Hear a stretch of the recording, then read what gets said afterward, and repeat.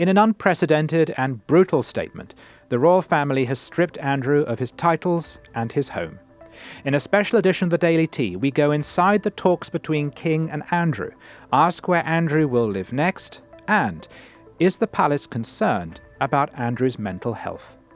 Palace aides and others on the periphery have started noting that they have a duty of care to both Andrew and Sarah Ferguson, and urging members of the media and others to remember that these are human beings at the centre of this, and just to be mindful in their reporting about what the pressure that individuals are under.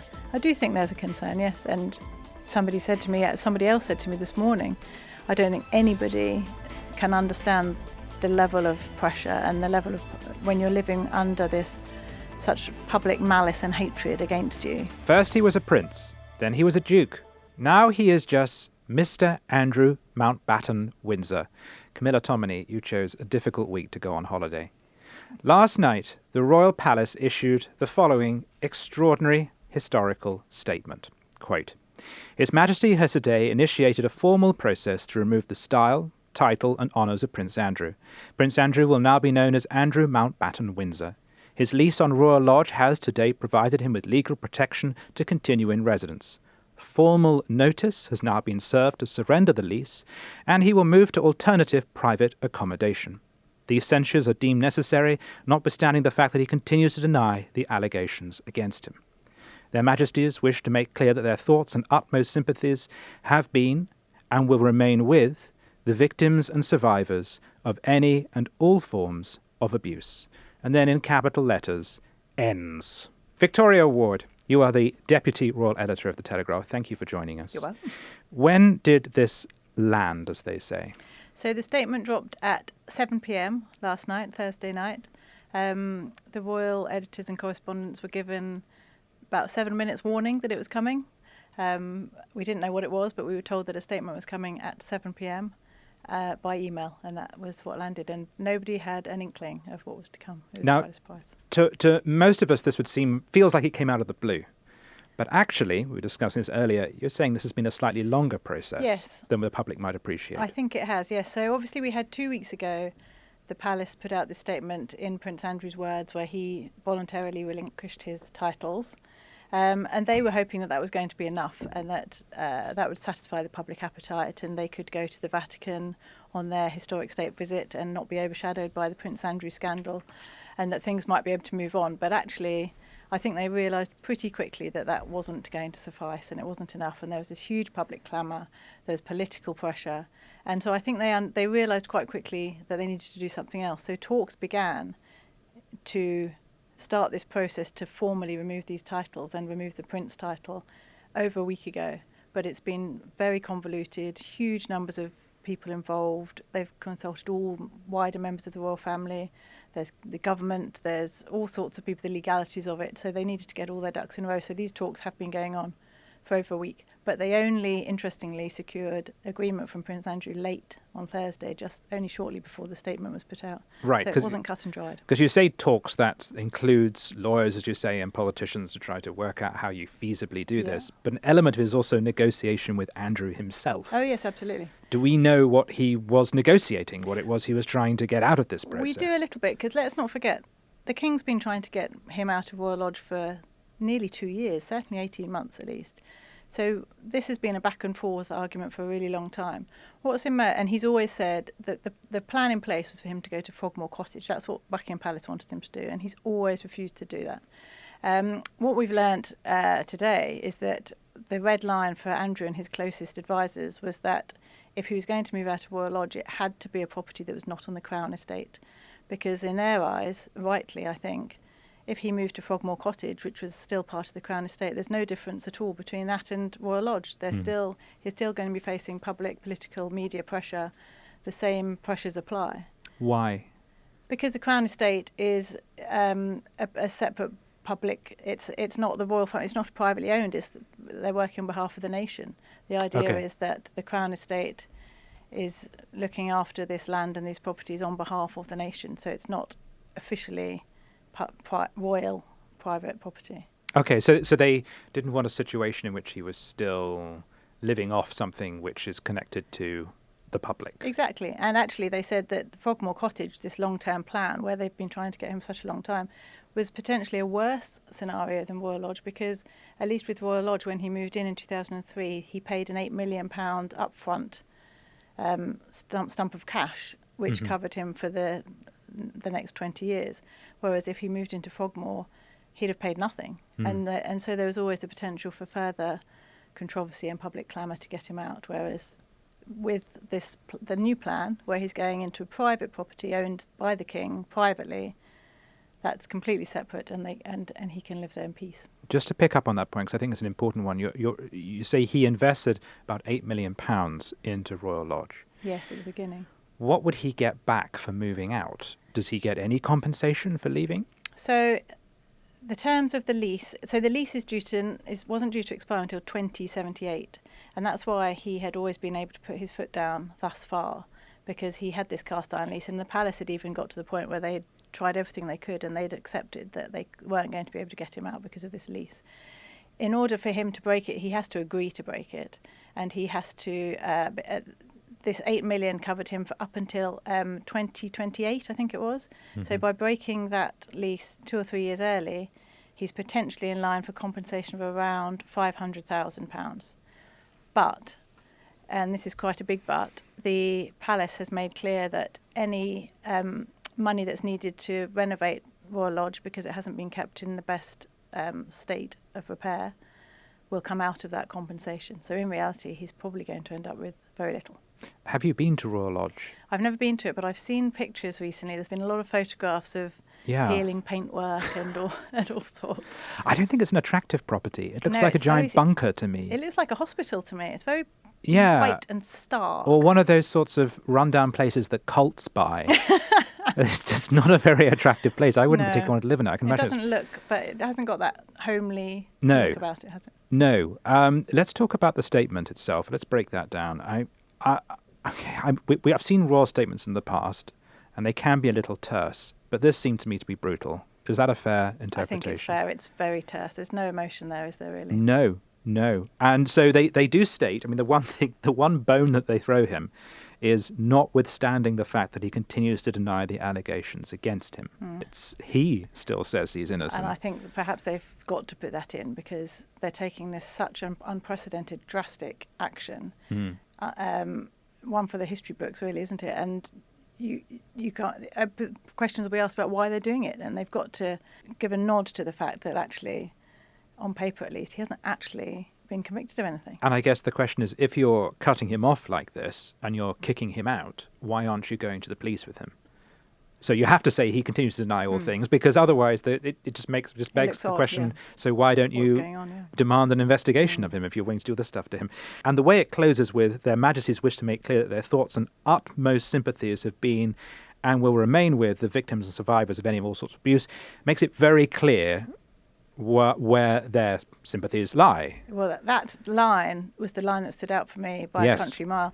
Really interesting. I think it's the first time the palace has ever officially declared their sympathies for the victims of abuse in that kind of way, in a public official statement. Right. It's also very interesting that it's Their Majesties. It's not just the king at this point. It's bringing the Queen in. It's the king and Queen. Yes. And that's important, because domestic abuse is such a huge part of the Queen's work. She will have wanted that in there, and she'd want it on the record that that's where she stands and that's her stance, because both her and the Duchess of Edinburgh, who also does a lot of campaigning for victims of sexual abuse and sexual violence all over the world, will want to continue that work, and it's very important for them. It's one of the key planks of both of their public lives. The Queen talked recently about an attempted sexual assault on her when she was younger, didn't she? She did. Yes, it was. I don't think she spoke about it directly, but it was. It came out in a book, didn't it? And they confirmed that it had happened. Yeah. Right. When she was a teenager. So it loads the whole thing against Andrew. That's the key thing, is that emotionally you read this and they say, we are done with him, and we want to make it clear that we are done with him. And not only that we're done with him, but we're siding with the other, the victims. Right. So do we think this is coming from Charles or William? Yes, I think that it is very much coming from Charles. I think William's obviously on board.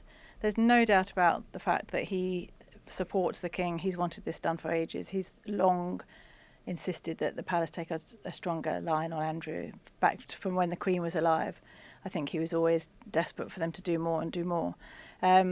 He does support the King. He fully supports him. He appreciates the line that he's taken. I don't think he's been completely instrumental in the last couple of weeks in this particular development. He's been away it's been school holidays, half term. He's in Brazil? He's going to Brazil, yes. Right. Well, that starts next week, so he's flying to Brazil over the weekend, and then it's the Earthshot Prize, and he's away, and then it's COP towards the end of next week, so he's away. I don't think he hasn't been there sitting with the King and Andrew in the room, thrashing this all out. But from the sidelines, he very much made clear that he supports it, and he'll be pleased that this is done. He wanted the King to deal with this before he became King. There's some interesting reporting in the morning where reporters had clearly spoken to Andrew or Andrew's people adjacent to Andrew. Those reports were saying that I keep going to call him the Duke. It's hard. He's neither a Duke nor a Prince. He's just a Mister. But Mr. Mountbatten Andrew Mountbatten Windsor fully supported what the King had done, and is in fact relieved. Yes. Do you buy that? Well, that's what I've been told by his team. I think. Why would he be relieved? Well, what they say is, and you can understand there must be an element of truth in this. For 15 years, he's had parts of his life stripped away, slice by slice, and to the point where he's left with nothing. So it started in 2011 when he was stripped of his trade envoy role, back when the Virginia Giuffre allegations first emerged. And then and that was obviously a huge public humiliation, lots of scandal and allegations flying around over the years. And then you come to the Newsnight interview, and then directly after the Newsnight interview, which was in October, November 2019, he was told he had to step back from public duties entirely. And then he had the civil case with Virginia Giuffre. And then in January 2022, as part of that, just before he settled that claim, he was stripped of his military affiliations and his patronages. And then we had 2 weeks ago being told he had to voluntarily stop using his titles. And so you can see that he's been living with this for a very long time. And what his team argue is that the palace, it's a failed palace strategy, because what they've been doing is chipping away every time this scandal comes up to the public fore again and there's clamour for some action. But what they've never actually done is dealt with the real issue, the crux of the issue, and that is that he's been accused of sexually abusing Virginia Giuffre, and he's never actually been allowed to clear his name. And when you think back to the civil claim in late 21, early 22, Andrew was desperate for that to go to trial. He wanted it before a jury. He genuinely was convinced that he was going to get acquitted. He wanted to see it through. Well, hence he had the Mateless interview. He thought, if I make my case, people will believe me. Yes, he really genuinely thought that people would believe him. And he was adamant all the way through. So that civil trial, there were months and months of awful headlines and all these allegations and horrific claims being thrown around. And it was dominating the media agenda for a really long time. He didn't care. He was so convinced that he'd get off. But ultimately, it was the palace that said to him, you've got to draw a line under this. We can't have it overshadowing the Queen's Platinum Jubilee celebrations. So he settled because he was told he had to. The Queen gave him the money to do it, and he drew a line under it for the sake of the monarchy and for the institution, and because he was basically given no choice. And so he's been left in this kind of limbo. Whatever you think of him and whatever he may or may not have done, as far as he's concerned, he's never been given the opportunity to clear his name. But I think that's why, coming back to your original point, is this now a relief? I think in a way you can kind of see somebody said to me this morning that he's been living as kind of almost like under house arrest for 6 years at Royal Lodge, because he's got nothing, he can't go out, he can't do anything, he's got no life. So in a way, by finally removing the last vestiges of royal life and being a proper private citizen, perhaps it is a bit of relief. He's not beholden to anyone anymore. Is there any hint that the palace might be concerned about Andrew? In terms of his mental state, his welfare? Yes, absolutely. I think there is, actually. I think interestingly, it's not been something that's come up before, but palace aides and others on the periphery have started noting that they have a duty of care to both Andrew and Sarah Ferguson, and urging members of the media and others to remember that these are human beings at the centre of this, and just to be mindful in their reporting about what the pressure that individuals are under. I do think there's a concern, yes. And somebody else said to me this morning, I don't think anybody can understand the level of pressure and the level of when you're living under this such public malice and hatred against you. Nobody can understand that, which I think is probably fair, isn't it? What do we know so far about where he might go to? So we know that he's going to go to a small property on the Sandringham estate in Norfolk. And forgive me, why is that acceptable in a way that Frogmore isn't? So Sandringham is owned by the king privately. Ah. So it's not Crown estate property, it's the king.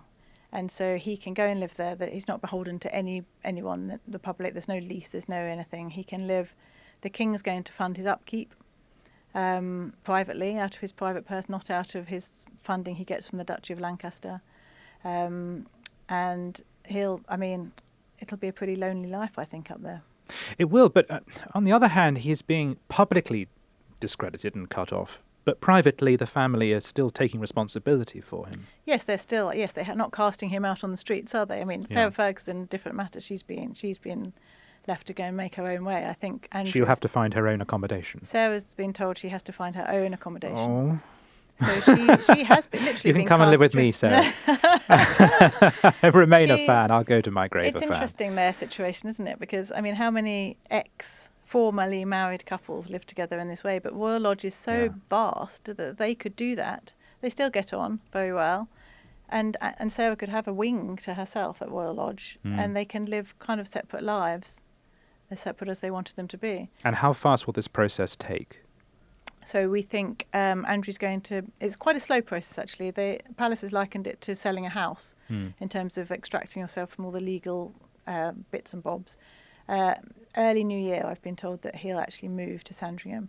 And that's very convenient because, let's not forget, the royal family will gather en masse at Christmas at Sandringham, the big house, Sandringham House. Right. And it would have been very awkward, wouldn't it? And again, all of these scandals would have come up if Andrew had been hidden away in a small cottage next door. Yes. While the family was out. Looking through the window. Exactly. And possibly going up, knocking on the kitchen door and asking for some milk and some sugar.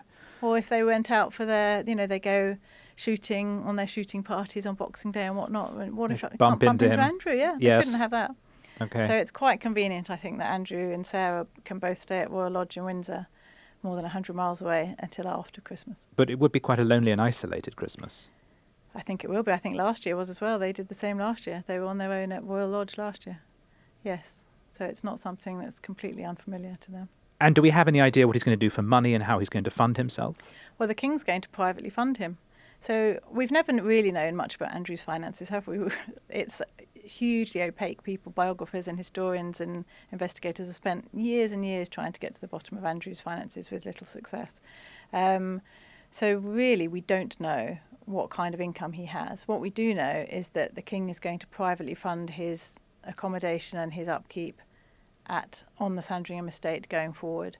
So in theory, he probably doesn't need a huge amount of money. We think he'll have one or two members of staff, potentially. Mm-hmm. He's never had to fend for himself. He probably doesn't know how to cook and clean. He's never had to do anything like that. He was in the army. He'll know how to make sausages and eggs. He had people to cook for him, even in the army. In the army? He did. He had subordinates that were looking after him in the army. The hell kind of an army was this? We still won, so this was the Falklands. And he will have the consolation that his daughters are going to retain their titles and their invitation. Yes, that was important. That was important to the King, actually. It was made clear over the last couple of weeks. It's been made clear that all of these discussions have included Beatrice and Eugenie, and they wanted to ensure that they had no concerns that they were going to be impacted and that their titles would be taken away. And the King is very fond of both of them and wanted to ensure that they would be protected. In your time as a royal correspondent, you will have seen divorces, marriages, arguments, and all these sorts of things, and scandals. Has this week felt different?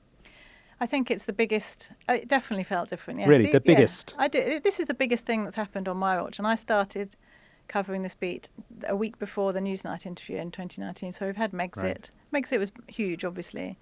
We've had the deaths and the coronations and everything, but to to strip the king's brother of all of his titles and make him essentially a commoner is beyond anything else, I think.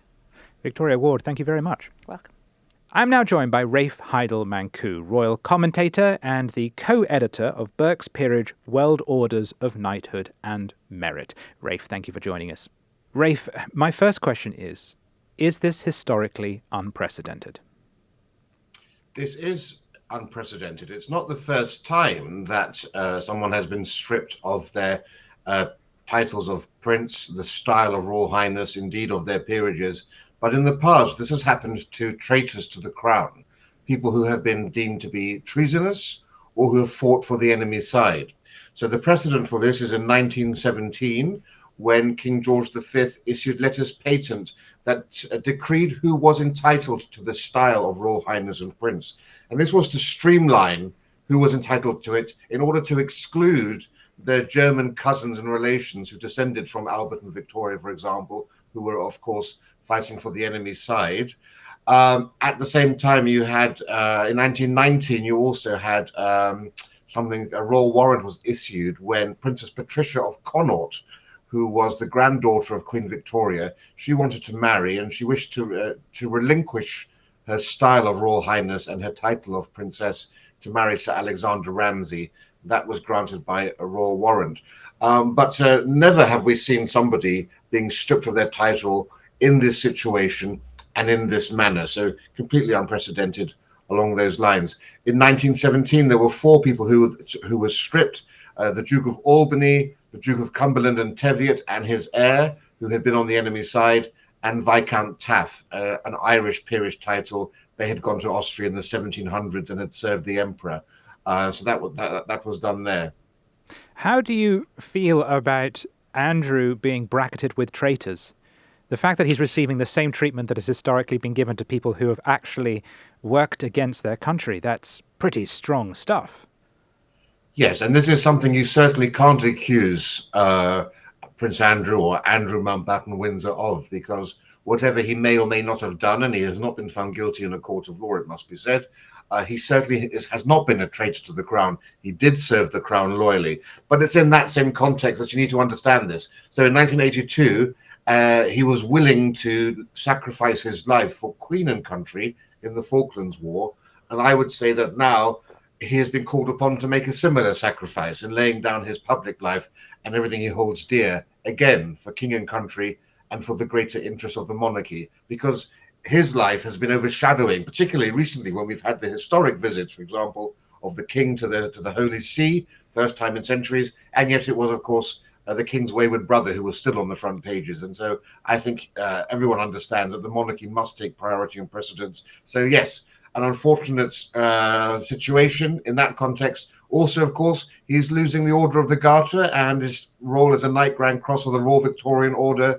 The last people to be stripped of the Order of the Garter were, again, enemies of the state. Emperor Hirohito, leader or Emperor of Japan during the Second World War. So he does have some strange bedfellows in that regard. And can you also tell me, can the crown actually do this? It seems some people have suggested that they're sort of jumping over some procedure here to do this, that it's harder to do what they want to do than the letter suggests.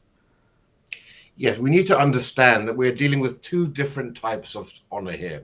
We have this style of Royal Highness, we have the title of Prince, and then we have the dukedom, which is a peerage title, which is a very different creature. So His Majesty the King has the power and the authority to strip somebody of their style of Royal Highness and of the title of Prince, as was done in 1917 by letters patent and in 1919 by royal warrant. So either a royal warrant or a letters patent will be issued to strip Andrew of those titles. Now, I'm sorry to interrupt, but those documents come from the crown, right? They don't involve Parliament. Those are issued by the king. They were issued by King George V in the past, so that the king can do that on his own bat. He doesn't need to consult anybody over that. The distinction comes with the dukedom. Peerage titles are treated as a form of property, of heritable property. The legal term is incorporeal hereditament. And it has been long established that the Crown does not have the right to dispossess somebody of their property. This rests on the common law as well as statute. It goes back for centuries. Only Parliament can divest somebody of their property. Thus, it's only Parliament that can deprive Prince Andrew of his dukedom. Now, what he's agreed to do is to essentially not be known as the Duke of York. Today, it's been announced that his peerage title has been struck from the roll of the peerage. And many people think, oh, well, he's not on the roll of the peerage. That means he's no longer a duke. That's not true at all. He still remains a duke. Not being on the roll of the peerage isn't that consequential. It just means that if there are any appointments that Andrew gets in the future, any official documents, he won't be called duke in those official documents. It's of very limited relevance. He does remain a duke, but he is Andrew Mountbatten Windsor, Duke of York. He's not His Royal Highness, the Prince Andrew, and he won't use the title of Duke of York either. And of course, we know he doesn't have any male children, so when he dies, the title will naturally become extinct and will revert to the Crown. That's very interesting. Final question. We've discussed how historically unprecedented this is. So do you think a new precedent has been struck? Is this likely to be the way in which the royal family deals with difficult members in the future? Well, we've never had a situation quite like this. Many people have suggested or inquired as to whether this might be something that was in line or in store for the Duke and Duchess of Sussex, particularly in the next reign of William. It's difficult to say. It may well be the case that a future king would strip Harry, or indeed his son, who will succeed as His Royal Highness the Prince Archie, Duke of Sussex, of the Royal Highness and of the Prince. But again, the same issue comes up in terms of the peerage. What will happen is Prince Harry's grandson, the child of Archie, if he has a son, will lose the Royal Highness naturally because he'll be the great-grandchild of a sovereign. He will become His Grace, the Duke of Sussex, rather than Royal Highness. So yes, you can strip away the princely title, strip away the style of Royal Highness, but there's very little that the monarchy can do to remove the title of Duke of Sussex from Prince Harry or his descendants. Rafe Heydel-Mankoo, thank you very much. Pleasure. I'm now joined by Annabel Denham, one of my favourite columnists at the Telegraph. One thing I love about your writing is you always say what I thought no one else had the nerve to say. I'm not sure that's always a good thing, Tim. But and you asked recently if you were the only one who felt a bit sorry for Andrew. Well, you're not. According to one poll, 7% of the country feels sorry for Andrew. 93%. So I've just got 93% of the British public against me. And when that article was published, because of the headline, I would say the first 20 comments just said yes, or yes with an exclamation mark, in response to the question, am I the only one who feels sorry for Prince But I Andrew? read them later on in the day, and actually quite a few of the comments said, make some good points, I get it, is this overreaction?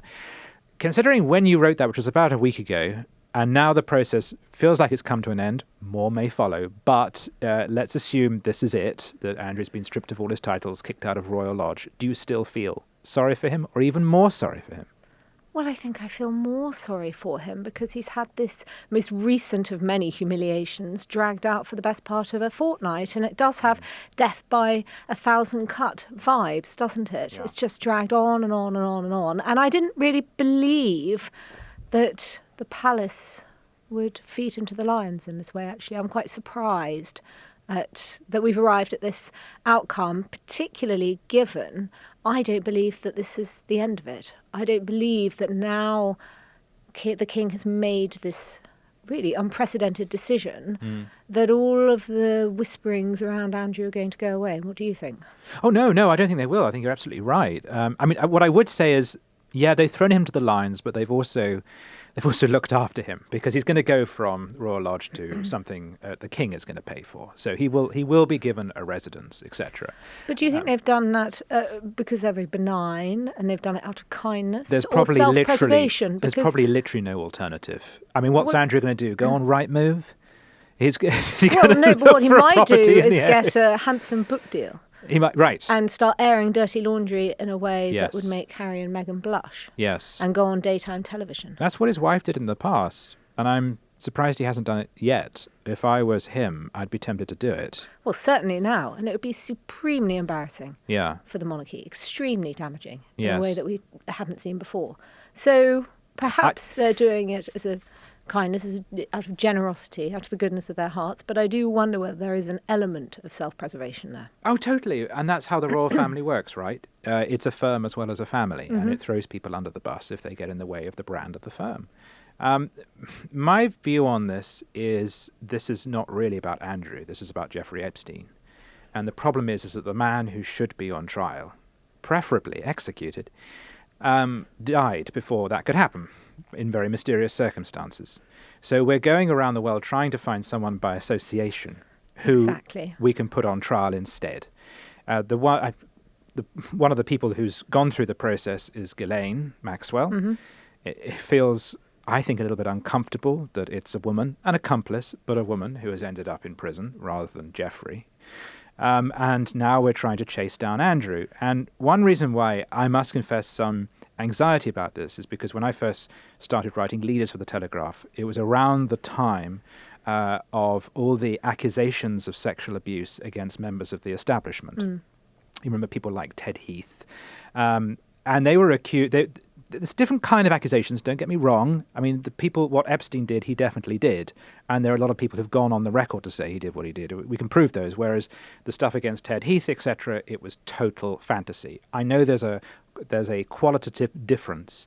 Nonetheless, one of my formative journalism experiences is dealing with the moral panic and how easy it is for people to get stuff wrong, the public to buy it, and for us all to jump on someone and put them on trial. Well, yes, and then you have the Streisand effect, and you can never fully undo it. There will always be that association in people's minds. But I think you're right. Andrew is sort of guilty by association here, and somehow that has allowed us to turn him into Britain's latest national hate figure, someone who's a cross, as I wrote in my column, between Fred Rest and Jimmy Savile. And I think we ought to remind ourselves that he has never been charged, let alone convicted, of anything in UK law. And perhaps the vast majority, 93% no less, of the British public would not continue to associate with someone they might regard as a dear friend had they gone to prison, had they become a convicted paedophile. But there are still some people who might, or perhaps certainly remain associated with them for lesser crimes. So I'm not sure we can totally hang him out to dry for that alone. And to your point about the moral panic, I think we are sort of slightly having a fit of morality here, and we ought to maybe take a step back and just ask why it is, as a society today, we are so eager to join the pitchfork crowd, why we do just become this enormous baying mob, and whether people are really sort of understanding what it is that they're piling into all the time. And sometimes they're doing it in a way where they're presenting it as the brave choice. And actually, I might argue that often it's the easy one. I think when you've had a period of moral deconstruction of old rules, it's then followed by a period in which you have to erect new boundaries. And it's difficult to decide where they are because you've torn down all the old ones. So we went through the 60s and 70s, we had the sexual revolution. And if you read some of the newspaper copy about, not ours, but if you read other people's newspaper copy about Prince Andrew back in the day when he was still a prince, it really celebrated the fact that he was Randy Andy and was basically saying, good for him. He's a handsome, powerful, rich man. Why shouldn't he? And then, of course, we have a backlash against that. And then we decide we don't like that. So we have to set up new boundaries, and we're not quite sure where to place them. And in the intervening period, of course, you've had the Me Too movement. Exactly, wave yes. across the US and Britain. Which is not, I mean, in some cases it was, but it's not necessarily a judicial process, right? That was about individuals just saying stuff in some cases, and then the public putting someone on trial without any criminal prosecution and deciding that person is now cancelled and we're done with them. So this is the thing, as I say, when you've had a moral revolution, you then have to create a whole new order, and that can be a very messy and cruel process. Yes, I think that's right. And I think, it particularly seems to be Gen Z who are most horrified by Andrew's actions, his behaviour, and the royal family's initial inertia when it comes to that. And these are perhaps people who don't remember that he was a Falklands hero, who may have forgotten that it is very difficult, I believe, to be a spare.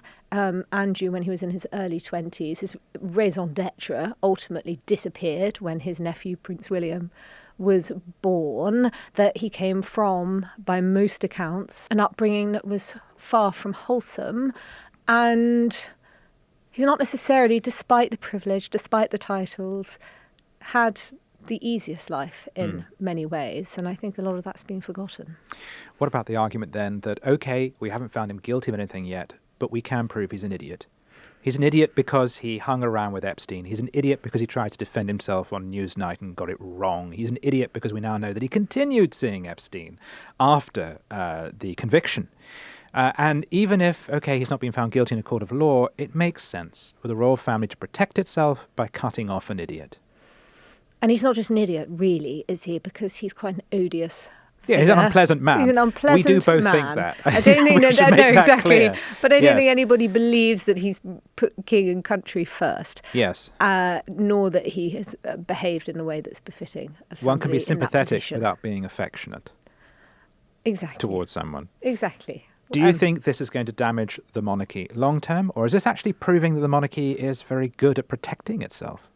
I think it depends where the Andrew situation goes from here. And I suspect as time goes on, perhaps more people will come round to my way of thinking that maybe he's been treated a little too harshly. Annabel Denham, thank you very much. Thank you. I enjoyed my Daily Tea debut very much. If you're enjoying our journalism, why not sign up to From the Editor, our free email newsletter? Start your day with the latest news and opinion, plus our bite-sized puzzles. Scan the QR code to sign up free today.